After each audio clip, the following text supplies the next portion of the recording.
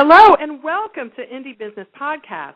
I'm your host, Donna Maria, and you have arrived at the one place where we empower you to enjoy your life, build your business, and have your way. Well, it's no secret that the way we approach sales today is different from the way we approached sales just a few short years ago. Those who are moving forward along with customers' changing buying habits are also moving their businesses forward. And those who are not, well, they need some help. Well, and actually, as small business owners, we can all use some help, right, today? And today I have got some help for you. My guest today is Kristen Zhivago. She is the revenue coach, and her clients range from startups to Fortune 500 elite like Dow Jones, IBM, and Johnson & Johnson. Kristen is the author of the RevenueJournal.com blog, and she has perfected a research method to uncover the barriers to making the sale and to overcome those barriers, most importantly. She reveals her methods in her new book, Roadmap to Revenue, How to Sell the Way Your Customer Wants to Buy. And she's here with us today to share some of her best secrets. Kristen, welcome to the show. Thank you, Donna Maria. How are you? I'm great. So listen, Kristen, let's start with, a question that's on a lot of our minds, and that is, how has the sales process generally changed from even just a few years ago to the environment that we're living in today? Well, actually, it's changed even more over the last few months than it has over the last 10 years, which is kind of interesting all by itself. But the first massive change was from the static one-way communication where you would advertise or do PR and have things appear in trade publications or fashion magazines or whatever, but it was a magazine and it was a paper-driven world, let's just put it that way. And then the web came along, and the web became the place where everyone put their business, and it was the first place that people went when they wanted to find out about you. And then there was Google, and Google changed really massively how people were making purchases. Before, they would get, say, 20% of their questions answered, and then they would go and try to talk to a salesperson or go to a store and get the rest of their questions answered. Now it's flipped. Now they get 80% of their questions answered online or talking to other people, which I'll talk about in a second, and then they go to the company for the last 20% of their questions. Those questions, by the time they get to that point, are very specific. And the unfortunate part is that both salespeople and I would say business owners, when I say salespeople, I'm including the small business owner because if we are the small business owner, we are the salesperson. But the salesperson needs to be able to answer those very specific last part of the buying process questions, and their website should answer them as well, which they are not doing usually. Usually they are very generic, and people don't want generic. Just in terms of the last few months, what's been interesting is there has been a shift, and the shift is that people will talk to their friends first before they even go to Google in many cases because they're getting too many false positives in Google where they can't quite trust the person or there's just too many choices and they want to narrow it down. So they go out to their network of friends, and because of LinkedIn and Twitter and Facebook and all of that, it's getting very easy to go to like-minded folks and say, I'm thinking of getting X. What do you think? What's been your experience? And they get their short list. Then they go to websites. Then they go to Google to further refine and see who else is out there. So they're actually using Google third in their process instead of first because there's just too much stuff on Google now. So this is really interesting. So, it's the world viewed through the eyes of your friends. Right. So we're going to our friends, and our friends are saying, okay, this worked for me, this didn't work for me, and then we're taking that information and saying, okay, let me go to the website where my friend said she got this, and let me check it out. Is that what you're saying generally happens next? Now, we don't go there with our credit card out. We go there to say, let me see what my friend was so impressed about. Yeah, and you just confirm what your friend said. Now, sometimes because your friend recommended it, it can shorten the buying process quite a bit. Yeah. I was at a conference recently, and I've been itching for a tablet and putting off the iPhone, iPad sort of thing because and I should tell you that I've been in high tech for 42 years. So I've been on the bleeding edge of technology all this time, and I'm very avid. I've probably had, 20 different laptop computers in my career and things. Anyway, it was time for me to get a pad just to check it out and use it more easily, get email and so on. And I was at a conference with two clients of mine, and they both had different pads. I was looking at them, and I decided I really liked the one that one of them had. It was an Android pad. I didn't want to go into the Mac thing. You're either Mac or you're not. I love the Mac, and I would, but I can't because of my work. Anyway, so he showed me his tablet, and then we went online together while we were sitting there. Turns out Verizon had some pre-owned ones for like $300. I thought, well, this would be a great way for me to see what I like and what I don't like about it. And I just went ahead and bought it, signed up for a 2-year contract. Verizon has no idea that what really drove me to that was, first, I'd done a lot of research ahead of time, sort of casual research, but this was, okay, now I'm ready to buy. And the price just made it so compelling, and I knew that wouldn't last forever. Those things go pretty quickly. So I just bought it. I bought it last night. Well, but that friend recommendation is what led me to it. Yeah, and that's so important for us to see because, and let me ask you this too, because so often I'm just reading a question at our social networking site right now at indiebeauty.com, and there's someone who's saying, I sell this product and it's really great. I'm interested in marketing it. And the interesting thing to me, and I want your comment on this, is, we must not come from the perspective of how great our product is only, right? We have to come from the perspective of how we're getting the word out about that. Like the goodness of the product is a total given. It always has been, but even more so now, we have to spend more of our time figuring out how to funnel people from hearing about us to buying from us. Well, I would even go a step further and say they will not be funneled. And the whole idea of pushing people through a funnel and converting them and all that, they're not going there anymore. They're not obedient buyers that just do what we hope. And even with A/B testing, I was in a conference this week where the whole purpose of it was looking at A/B testing, testing this versus that, making the submit button, which should never say submit. There you go. There's another one. You will do as I say. Buyers are not doing what sellers are saying. They have complete control over the buying process now, which means they have complete control over the selling process. So what Oh, go ahead. I'm sorry. No, I was just going to say what I teach people, and this is everybody, especially the smallest business. The first thing you have to do is go to people who have already purchased your product. Now, you can say, well, what if I don't have any customers yet? Well, give the product away.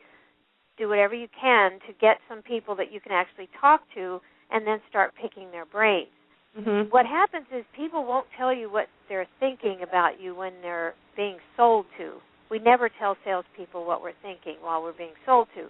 But after they purchase, they want you to succeed. They have a vested interest in your success, and they will actually tell you what their buying process was, the concerns they had, the questions they had, the skepticism they had, the things that turned them off when you were selling to them, the barriers to the sale is what I call that, the questions you did not answer, so they just clicked away because they couldn't find the answer, which is really common. Yeah. You have to then interview them, which I teach in my book in great detail. I gave away all my secrets, and I've done thousands of these interviews, and I've learned a lot. So I've taught all of that in the book, and you just follow. It's like a prescription. Here's how you send them the email. Here's how you get them on the phone. Here's what the questions you ask. Here's how you do the interview so you get the most out of it. And here's what you do with the information afterwards. I will tell you that it's life-changing. I mean, I even had someone do it for me recently for my book so that I make sure that I'm saying the things and answering the questions that will appeal to them, not what I think, which is never, ever, ever, ever the same as what a customer thinks. Never. So if you're sitting there thinking, well, I'll just tell everybody how great this is, it is not going to work. I love this because, and what you're saying too, and I'm looking at the book right now, and the specific, as you call it, a prescription, it is really in here. And once you find out what a prior buyer or person who thought about buying and didn't, if you can find them, once you find out what they say about their process and how good or not a job you did of answering their questions and getting them to a decision, Yep. then it becomes still a lot of work, but not rocket science to write whatever needs to be righted, eliminate what's not working, and do more of what is. Right. Now, going back again, there are marketing and sales as a discipline is the least effective function in any company. If you look at people are thrilled with a 2% response to something. Yeah. If you went to manufacturing, if the manufacturing person said, well, hey, boss, hey, Mr. and Mrs. CEO, I am succeeding 2% of the time, do you think they'd be impressed? I mean, right. It's just very non-functional. And the problem is, the reason is because we're all too proud, our egos are in the way, and we think we can, quote-unquote, convince someone. There's a company called MECLabs, MECLABS. They do a lot of A/B testing, fantastic organization. They also have a division called Marketing Sherpa, and you can find them all on the web. But Dr. Flint McLaughlin is one of the people that runs that group. And one of the things he always says is clarity trumps persuasion. He's absolutely right. When you think of things as a buyer, you don't want somebody manipulating you or trying to say clever things or leaving things out so that you're stupid and you buy it and then you're disappointed. People have been down that road thousands of times, and they won't go there anymore. They don't believe it. They don't trust it. So by the way, you mentioned talking to people who have purchased and talking to people who haven't purchased. It's much more instructive to talk to people who have purchased. Because you're going to want to start with that success and work backwards. Find the path they went on. And by the way, by the 7th phone call, it only takes 7 interviews. If you do them the way I describe, by the 7th interview, you will know. You will have absolute clarity on the things that you should be saying, the things that you didn't say, the things that you need to say in the future, the way you need to design your website. Everything you need to know. They will help you. They will tell you. They'll stay on the phone with you for an hour and talk your ear off about this stuff because they have opinions and they love it when somebody asks them and listens, really cares what they say. And I would imagine that so few people do that. Of all the buying decisions they make, hundreds every month, very few people probably come back and ask them for that level of detail about their process. Yeah, it's really funny. I'm pitching. I'm actually selling a very simple concept, which is if you want to know how your customer buys, ask your customer.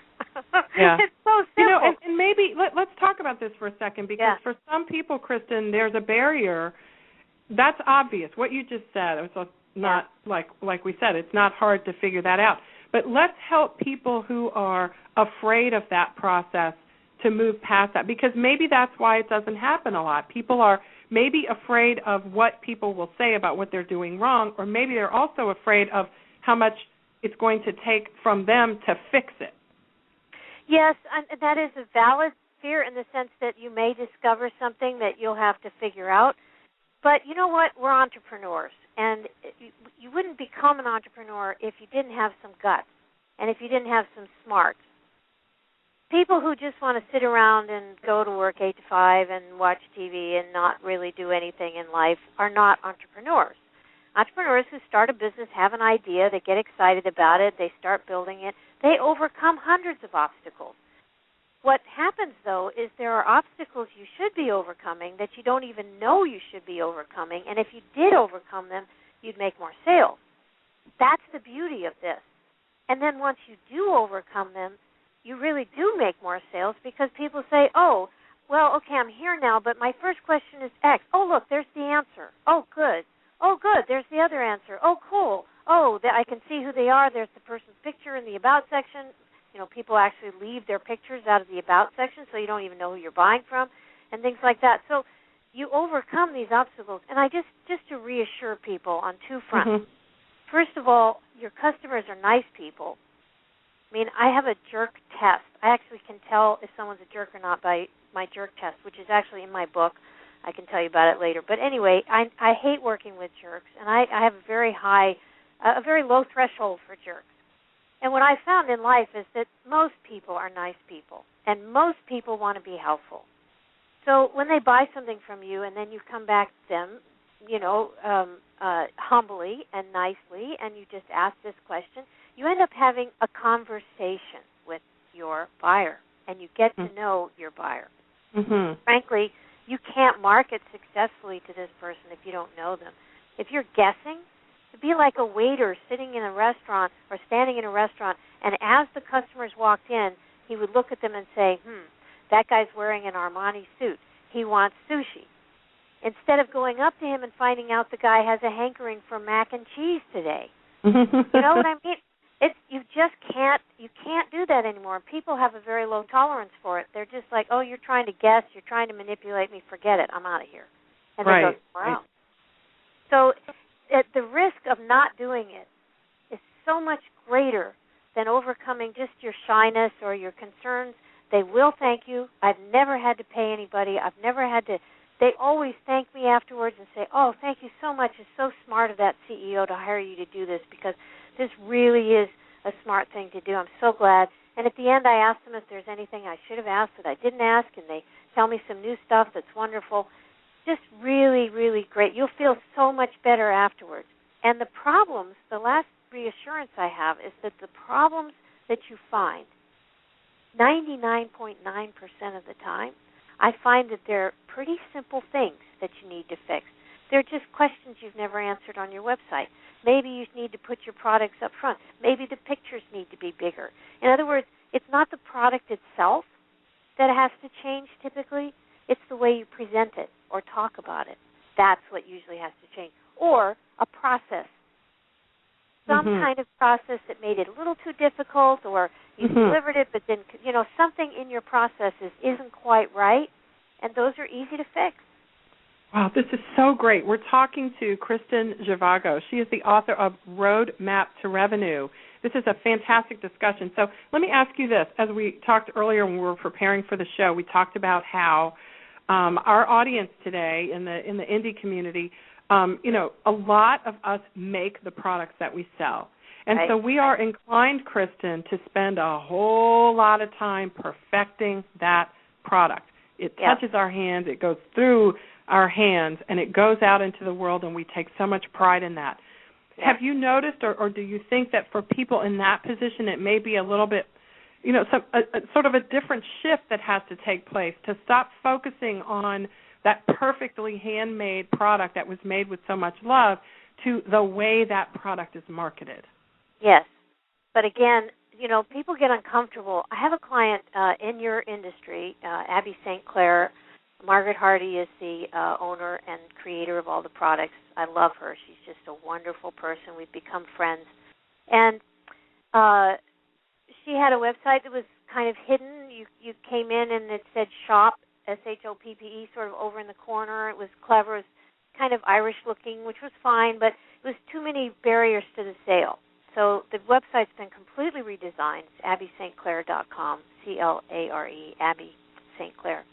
And she makes great products, and she is exactly what you described. She is a brilliant product maker, chemist, scientist, biologist type person, and it's very hard for her to just kind of be out there, quote unquote, because she's the scientist in the back room, who does all this beautiful stuff.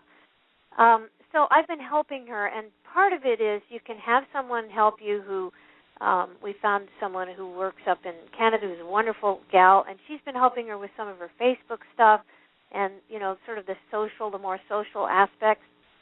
But the truth is you cannot survive without your customers. They are your best friends, okay? And when you stop thinking about them as people you have to manipulate because you're the the seller, and stop reading all that terrible advice from sort of hunter salespeople who are telling you, you've got to do this and say that, and then they'll press this magic button and they'll do this, and people just don't work that way. I'm sorry, but we're human beings. We have nuances and feelings, and we're so it's really the golden rule. It's treat your customers the way you'd like to be treated yourself. It's really all about LOVE, frankly. I mean, this is, it's just, I just spent the weekend with my autistic brother, who's 52 going on 4, And I flew him up to Portland from San Diego, and it's the first time in 20 years he's been on an airplane, and I was a little worried because he's very loud. He's enthusiastic, very happy, but he's also very loud. And I was worried that it would hurt people, because if you go up, he's like saying, wee, and I didn't want people to think we were crashing or something because somebody was screaming in the front. So I just said that. I turned around to people and said, this is my autistic brother. He's autistic, he's harmless, he's happy, and he's loud. And I swear, he changed the whole atmosphere of that plane because he was so thrilled to be up in the air and to be flying. And when we landed, he goes, oh, we made it, and he was clapping his hands. And people thanked us as they got off. And I thought to myself, this is what we're really here to do, is to brighten the lives of other people. So this whole buying, selling thing is so against that. It's so unlove. It's so yucky, and to use one of my brother's words. So, why not just relax, know that these people are your friends, understand that they have a buying process. When they set out, they have a certain set of questions, they ask in a certain order, and they have to be answered in a certain way. That's it. There is nothing else to the buying process. You have to know the questions, you have to answer them successfully, and you have to get out of the way. Know the questions, answer them successfully, and get out of the way. Gosh, we as small business owners, we hear that so much. Get out of our own way. Yeah, and it's hard. It's hard. Yeah, so this is good, and I love the example that you mentioned about Margaret at Abbey St. Clair. She's one of our Indie Beauty Network members as well. So we do know her, Kristen. Thank you for sharing that you are working with her. And I've actually noticed that she's on Twitter, and I'm seeing her engaging, and we've had some conversations before. So, and I do know that this is quite a change for her. So I'm very excited to hear that happen and see those differences. And she does have some fantastic mineral makeup. I've tried some, so I enjoy it. So this is great though. So for small and independent business owners, we have to, as you said, get out of our way. But tell us a little bit about what your book calls, in our last few minutes here, supporting, light, medium, heavy, and intense scrutiny buying processes. What generally are they, and how do we have to sort of shift our mindsets to handle those different types of things? Okay, that's a great question. I'll answer it briefly. So what I figured out at one point, I'm literally trying to solve the marketing and selling problem in my lifetime. I'm determined for that to happen. So that's what gets me up every day. And one of the things I noticed several years ago is that people who were selling what I call a light scrutiny product were selling it as if it were a heavy scrutiny product. So what I mean by that is you can take all of the products and services in the world and divide them into 4 categories based on the amount of scrutiny that the customer applies to the purchase. So there are light scrutiny, medium scrutiny, heavy scrutiny, and intense scrutiny products and services in the world. I don't care what the industry is or anything else. They all fit into one of these categories. Light scrutiny is you see it, you buy it. It's a very cheap checkout counter kind of impulse purchase. Not a lot of questions. Nobody else is involved. Can I afford this or not? My money or my waistline or whatever. But it's just see it, buy it. Medium scrutiny is see it, ask a bunch of questions, and then buy it. Examples of that in the consumer side include clothing, for example. We have lots of very specific questions about clothing. But nobody else is involved, really, except in our mind. Is my husband or wife going to like this? And, there's that kind of thing. But nobody else is really involved. Then heavy scrutiny is when you see it, you ask lots of questions, you get other people involved, other buyers, you talk to a salesperson, you take it for a test drive, you sign a contract, and that's the whole purchase process. And you may get some after-sales support. In the consumer world, that's things like cars, houses, big purchases, that type of thing. Intense scrutiny is all of that, but then you get married. It's an ongoing service, which is the kind of product or service, I should say, that I sell as a revenue coach to businesses of all sizes. They really trust me. We have a great relationship. I'm very involved in their business. And I keep trying to work myself out of a job to make them self-sufficient and turn them on to other resources and stuff because I have so much business. I have to do that. But that's an intense scrutiny. service. Now, here's the interesting thing. Even though I'm selling an intense scrutiny service, because I answer all of their questions on my website, when you go there, you know exactly what's going to happen to you after you buy. You know how I do my services and everything.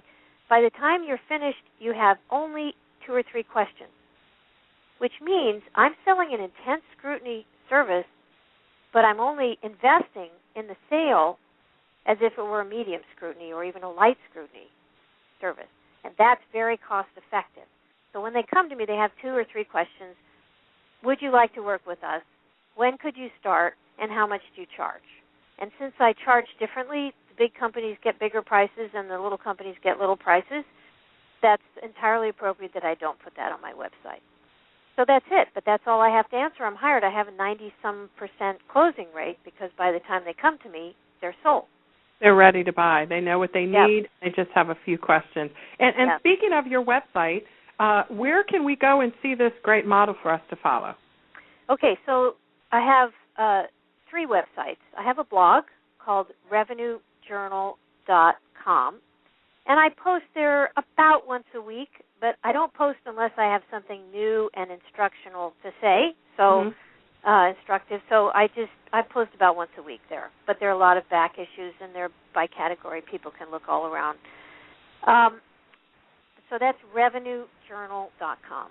And then from there, you can either go to the book site, which is roadmaptorevenue.com, or my consulting site, which is Zhivago.com.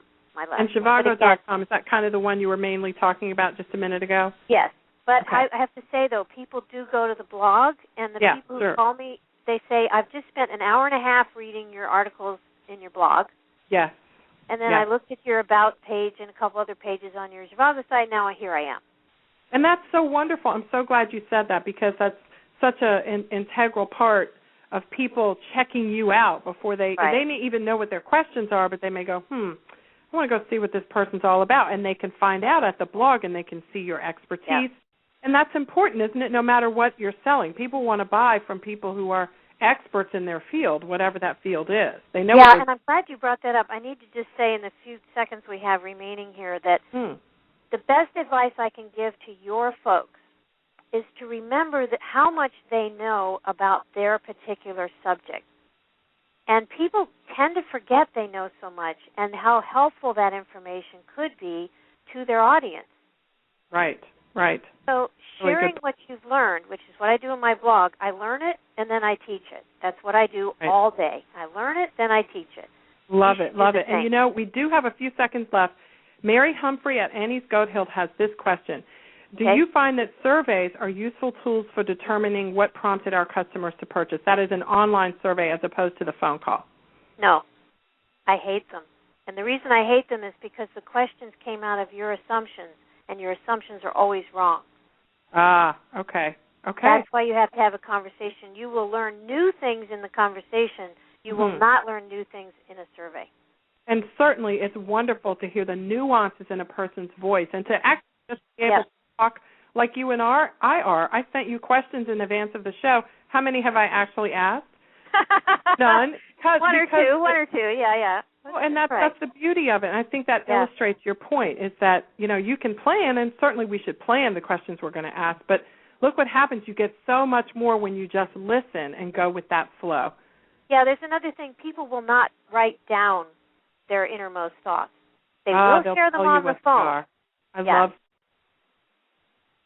Good question, Mary. And how great that Mary at Annie's Goat Hill asked that question because it was a really, really good one. It was so short, and I loved your answer, which was so short too. No, that's really clear. So listen, guys, you want some really clear answers to your questions about selling and how to set up your own roadmap to revenue, and don't we all want that?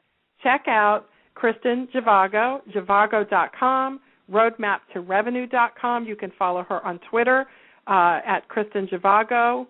Go to Indie Business on Twitter, and you'll see me tweeting about her right now. You've got to check this book out. I think it's fantastic, and the scrutiny gradations were worth it. Just the whole book's worth it just for that. Kristen, thank you so much for joining. It's been great having you. Same here. Thank you so much.